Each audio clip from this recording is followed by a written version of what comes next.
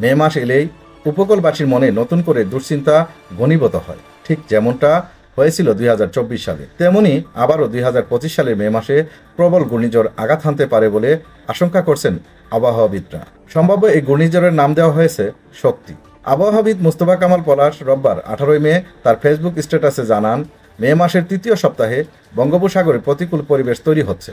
সেই ধারাবাহিকতায় 24 মে থেকে 26 মের মধ্যে ঘূর্ণিঝড় শক্তি বাংলাদেশের উপকূলে আঘাত হানতে পারে। তিনি জানান, এই ঘূর্ণিঝড়ের সম্ভাব্য আঘাতের এলাকা বিস্তৃত হতে পারে ভারতের উড়িষ্যা উপকূল থেকে বাংলাদেশের চট্টগ্রাম উপকূল পর্যন্ত। বিশেষ করে ঝুঁকির মুখে রয়েছে বাংলাদেশের খুলনা বিভাগ এবং ভারতের পশ্চিমবঙ্গ উপকূল। চট্টগ্রাম ও খুলনা মিলিয়ে প্রায় 5 কোটিরও বেশি মানুষ এই ঝুঁকির মধ্যে রয়েছেন। এর আগে বাংলাদেশের ওয়েদার অবজারভেশন টিম BWT জানায়, 16 থেকে 18 মের মধ্যে বঙ্গোপসাগরে একটি বায়ু প্রবাহের ঘূর্ণিসঞ্চালন সার্কুলেশন তৈরি হওয়ার সম্ভাবনা রয়েছে। এটি ধাপে ধাপে লঘুচাপ, নিম্নচাপ, গভীর নিম্নচাপ এবং পরবর্তীতে পূর্ণমাত্রার ঘূর্ণিঝড়ে রূপ নিতে পারে।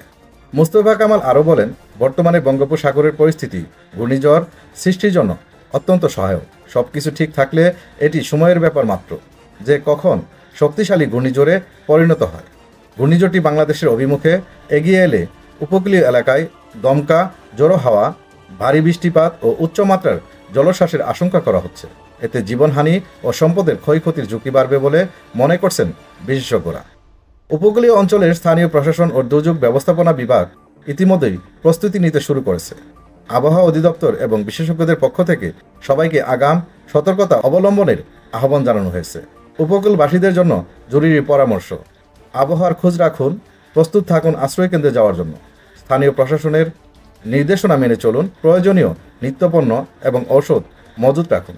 ঘূর্ণিঝড় এখনও তৈরি হয়নি, তবে যেহেতু বঙ্গোপসাগরের পরিবেশ ঘূর্ণিঝড় তৈরির জন্য অনুকূল হয়ে উঠেছে, তাই সাবধানতা অবলম্বনেই হতে পারে সবচেয়ে বড় নিরাপত্তা।